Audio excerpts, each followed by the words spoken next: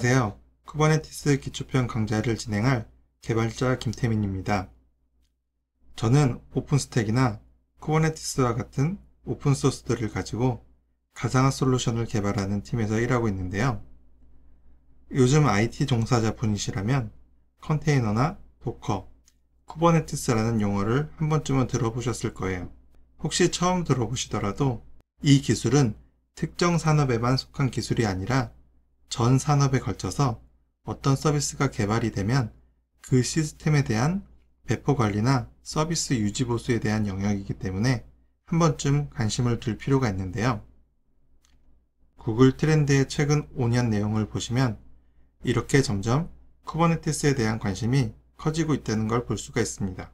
밑에 각 나라를 보면 중국이 가장 관심이 큰 걸 볼 수가 있는데요. 만들기는 구글이 만들었지만 사용은 중국에서 가장 많이 한다고 보시면 돼요. 우리나라도 6위에 있는데 인구수가 적기 때문에 비율로 따지면 우리나라 역시 쿠버네티스에 대한 관심이 많다는 걸 유추해 볼 수가 있고요. 기업 현황을 보면 중국의 트렌드를 이끄는 거대 회사들이 사용하고 있어요. 우리나라도 많은 서비스들을 운영하는 대기업들이 쿠버네티스를 사용해서 서비스를 효율적으로 운영하고 있습니다. 그 밖에 다 말하기 힘들 정도로 세계 많은 기업들이 사용을 하고 있어요. 쿠버네티스를 이렇게 큰 기업들이 써야 되는 이유를 말씀드리면 큰 기업들은 대규모의 서비스를 운영하고 있기 때문에 최대한 자원을 효율적으로 써야 비용적으로 유리해요. 그래서 서버 자원을 효율적으로 쓰기 위해서는 가상화 기술에 대해 관심을 가질 수밖에 없는데 쿠버네티스를 좀 더 잘 이해하려면 이런 가상화 기술들에 대한 히스토리를 알 필요가 있어요. 먼저 최초의 리눅스 시스템이 나왔을 무렵부터 그리고 이 시스템에 대한 꾸준한 개발을 통해서 리눅스에는 자원들을 격리해서 프로세스들이 독립적인 환경에서 돌아가도록 해주는 기술들이 있었어요. 근데 이 기술들은 사용하기에 좀 어려워서 대중적으로는 사용되고 있지 않았죠.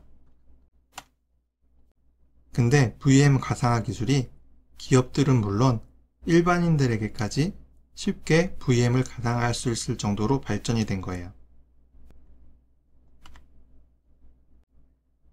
그러다가 2010년 7월에 락스페이스라는 클라우드 기업이랑 미국의 나사에서 오픈스택이라는 VM을 가상화시켜주는 오픈소스까지 등장을 하게 돼요. 이 당시에 오픈스택에 대한 개발이나 스폰서 활동이 활발하게 진행됐기 때문에 선진 기업들은 너도 나도 이걸 가지고 자신의 운영 환경을 자동화시키려고 시도를 하게 돼요. 근데 하다 보니 자동화는 되는 것 같은데 생각보다 시스템 효율이 안 나는 거예요. 거기에 가장 큰 원인을 제공하는 게 VM을 가상화하기 위해서 무거운 OS를 띄워야 한다는 게 근본적인 부분이고요. 작은 서비스를 띄우는데 이것보다 더 큰 OS를 띄워야 하는 경우가 생긴 거죠.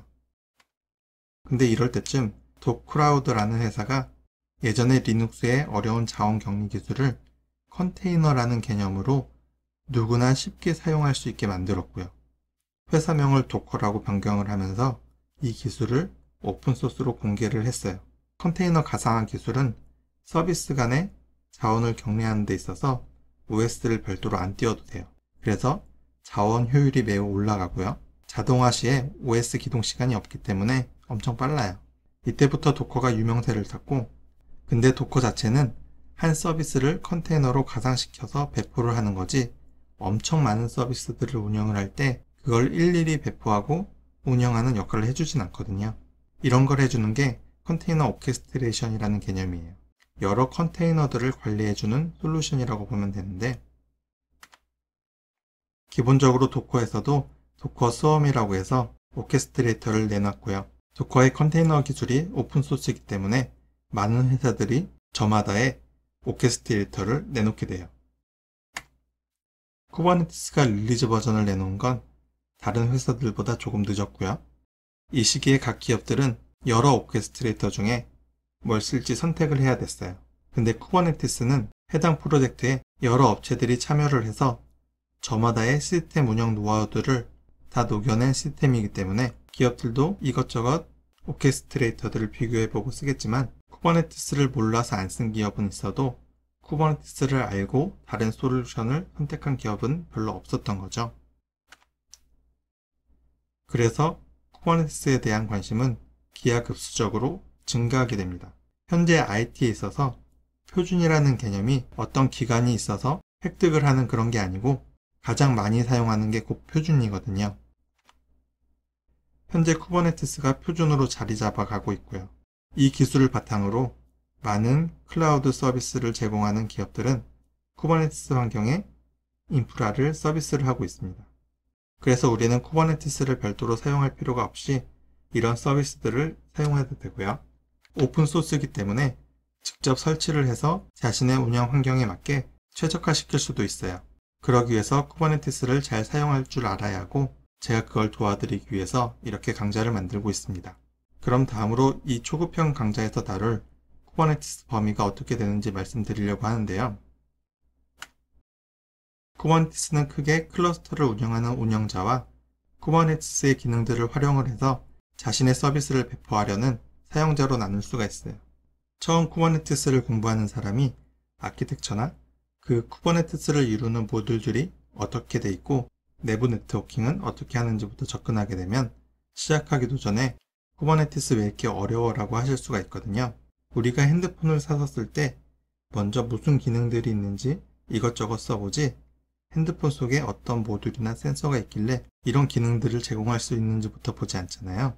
그래서 이 초급형 강좌에서는 사용자 기능에 대한 설명을 중심으로 진행을 할 거고요. 쿠버네티스 운영에 관련된 내용은 향후 운영편에서 다룰 예정입니다. 그래서 사용자 기능에 대한 범위를 보면 큰 범주에 따라서 보시는 바와 같이 기능들이 있어요. 근데 이 기능들을 한 번에 다루는 것 또한 준비하는 저에게 부담스럽기도 하고 대략 어느 기능들이 있는지 정도만 알고 싶은 사람들도 있을 거라고 생각해서 초급편에서는 여기 색상이 칠해져 있는 양만큼의 강의가 진행될 예정입니다. 여기 파드를 보면 파드의 기능들이 엄청 많은데 정말 간단한 내용만 담고 있다고 보시면 되고요. 더 자세히 알고 싶으신 분은 중급편에서 좀 더 자세한 내용을 다루려고 해요. 다른 오브젝트를 보면 애플리케이션 컨트롤러나 다른 컨트롤러들의 양이 많은 이유는 파드보다 기능이 적어서 다소 양이 많은 거라고 보시면 되고요. 한 기능에 대한 강의 양은 다 비슷비슷합니다. 그래서 이 강의는 쿠버네티스를 처음 접해보는 사람에게 추천드리고요. 초급편의 목차까지만 설명드리고 첫 강의를 마치려고 하는데요. 첫째로 왜 쿠버네티스를 사용해야 되는지 기존 시스템 운영 방식을 토대로 쿠버네티스를 사용하면 좋은 점들에 대해서 설명을 드릴 거고요.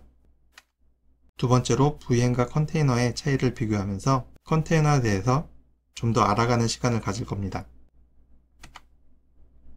그리고 간단하게 앱을 만들어서 쿠버네티스 환경에서 그 앱이 구동되기까지 과정을 보여드릴 거고요. 그리고 4장에서는 기초편에서 다룰 쿠버네티스 오브젝트들에 대해서 전체적인 설명을 드리겠습니다. 그리고 5, 6장에서 본격적으로 쿠버네티스 주요 오브젝트랑 컨트롤러에 대해서 강의를 진행할 텐데요. 매 기능마다 개념 설명과 동시에 실습을 하면 아무래도 강의의 내용이 좀 늘어질 수 있을 것 같아서 이론과 실습을 나눠서 강의를 준비를 했습니다. 그럼 이것으로 전체적인 강의에 대한 소개를 마칠게요. 감사합니다.